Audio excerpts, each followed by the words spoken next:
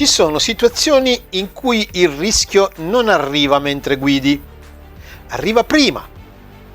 Torni verso l'auto, apri, ti siedi, metti le mani sul volante e improvvisamente noti qualcosa che non ti torna.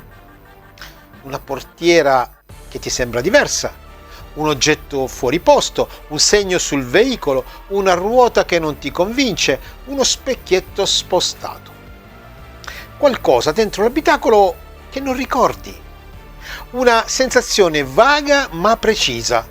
C'è qualcosa che non mi piace. Ed è proprio lì che molte persone sbagliano. Perché quando rientrano in auto e percepiscono un'anomalia, quasi tutti fanno uno di questi errori. Partono lo stesso per non perdere tempo. Si fissano solo su un dettaglio e perdono il contesto. Si mettono a controllare in modo confuso. Si distraggono con il telefono. Oppure si autoconvincono troppo in fretta che non sia niente.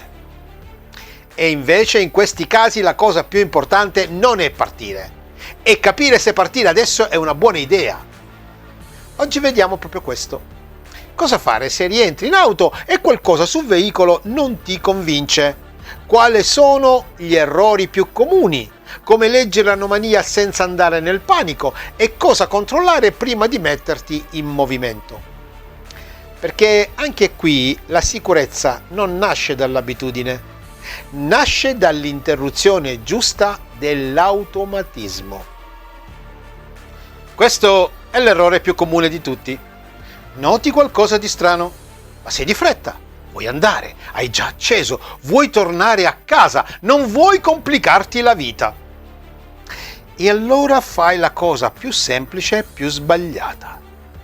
Parti lo stesso dicendoti lo controllo dopo, oppure sarà una sciocchezza, o magari l'ho lasciata io così, o forse è solo una mia impressione.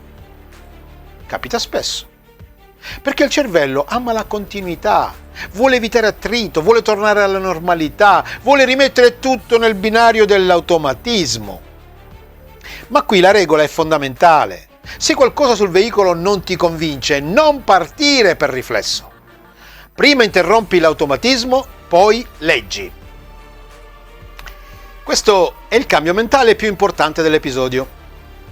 Molte persone vogliono subito dare un nome alla cosa strana. Cos'è? Chi l'ha fatto? Da dove viene? Quando è successo? Domande normali, ma non sono le prime. La domanda giusta è: questa anomalia può cambiare sicurezza, movimento o controllo del veicolo? Perché se la risposta è sì, allora non stai guardando un dettaglio estetico. Stai guardando una variabile di rischio. Una ruota sospetta, uno specchietto fuori posizione, un segno che indica un urto importante, un liquido, una portiera che non chiuda come prima, un oggetto incastrato, qualcosa nell'abitacolo che altera la percezione di normalità. Il punto non è solo capire cos'è. Il punto è capire se puoi partire in sicurezza. Questo errore è molto sottile. Noti qualcosa? E il tuo cervello si incolla lì, solo sulla ruota, solo sullo specchietto, solo al sedile, solo all'oggetto strano, solo al segno sulla carrozzeria. E intanto perdi il resto. Perdi dove sei parcheggiato. Perdi chi ti passa vicino, perdi l'ambiente intorno, perdi la posizione del veicolo, perdi il fatto che stai controllando in un punto magari poco adatto.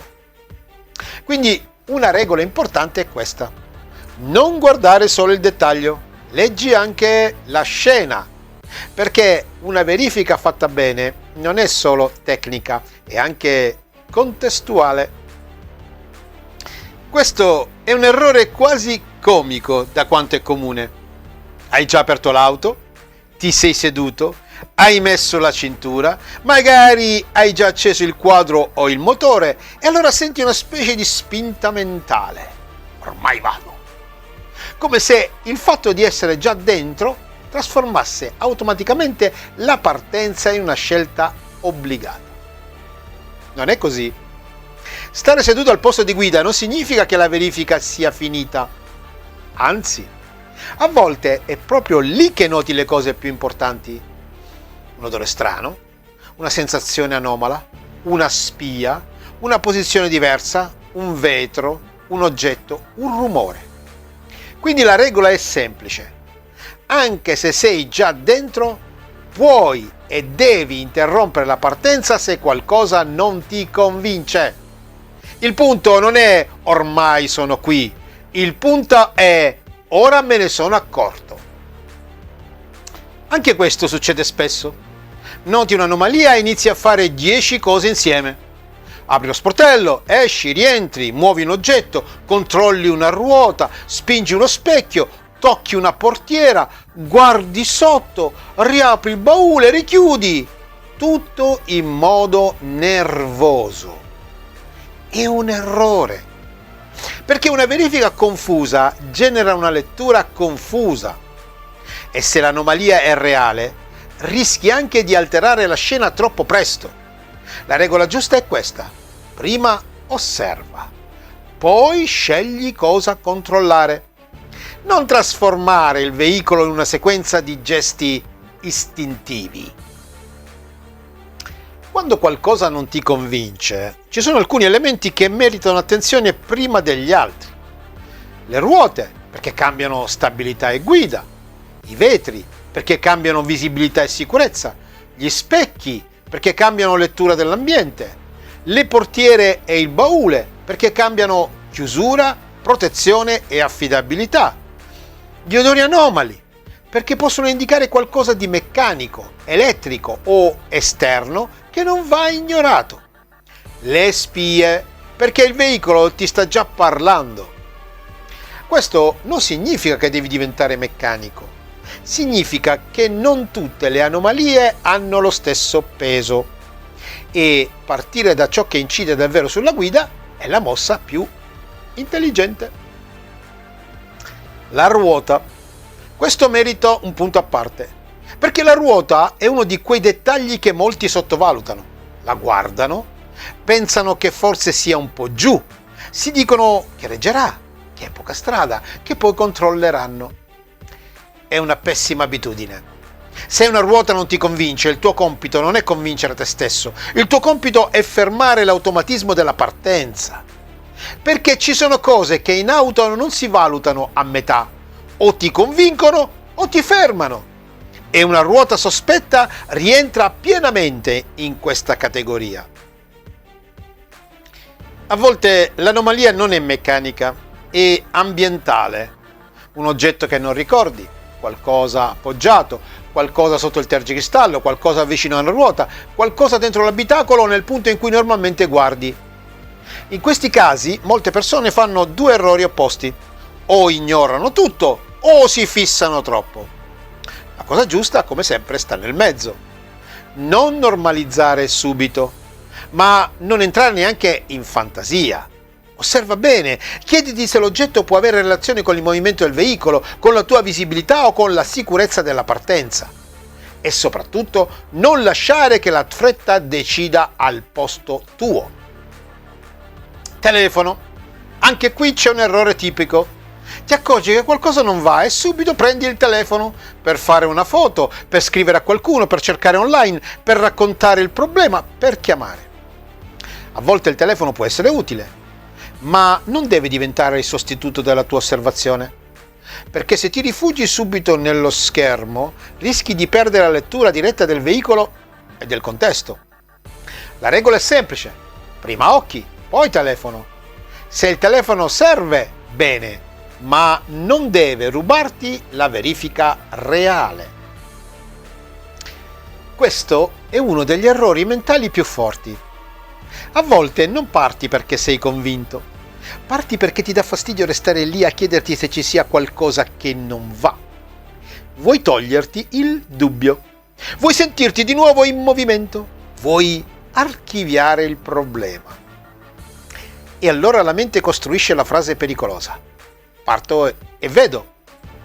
Attenzione, in auto questa frase è pessima, perché molte anomalie si leggono peggio una volta partito, oppure si manifestano proprio mentre sei in movimento, e a quel punto il margine si riduce. Quindi una regola d'oro è questa: non partire per toglierti il fastidio del dubbio. Parti solo quando hai rimesso abbastanza ordine da dire sì, qui posso muovermi in sicurezza. Questo è il cuore dell'episodio. Quando rientri in auto e qualcosa non ti convince, il tuo obiettivo iniziale non è fare una diagnosi completa, non è capire tutta la storia, non è spiegarti subito ogni dettaglio, non è risolvere il problema al 100%.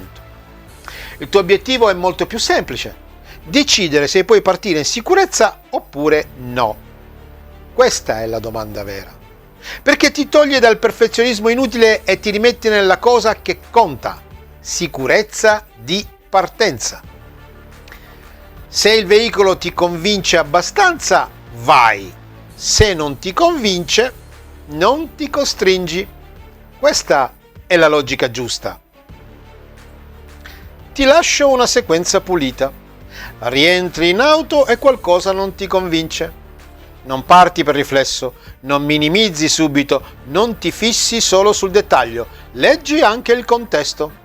Sei già seduto? Non importa, puoi ancora fermare la partenza. Osservi prima di toccare o spostare tutto. Dai priorità a ciò che cambia davvero la guida: ruote, vetri, specchi, portiere, odori, spie. Non usi il telefono come sostituto degli occhi. Non parti solo per toglierti il fastidio del dubbio. Il tuo obiettivo non è capire tutto del veicolo in un minuto. È capire se partire adesso è una buona idea. Questa è già una gestione molto più intelligente della media. Questa è la frase che voglio lasciarti. Quando qualcosa sul veicolo non ti convince, il rischio più grande non è solo l'anomalia, è l'abitudine. L'abitudine di sederti e partire, l'abitudine di minimizzare, l'abitudine di dirti che poi ci penserai, l'abitudine di scambiare la fretta per normalità. E invece la tua forza in quel momento è molto semplice: interrompere l'automatismo, guardare davvero, fare una verifica essenziale ma intelligente, non mettere il veicolo in movimento finché il tuo dubbio non si è ridotto abbastanza. Io sono Enigma e anche qui la logica resta la stessa. Niente panico, niente fissazioni inutili, ma nemmeno partenze automatiche quando qualcosa ti sta già chiedendo attenzione. Solo una domanda: cosa fare subito? Nel prossimo episodio passiamo a un'altra situazione molto concreta. Ti arriva una notizia improvvisa che sembra grave e tutti reagiscono di colpo. Come non farti travolgere dal contagio emotivo?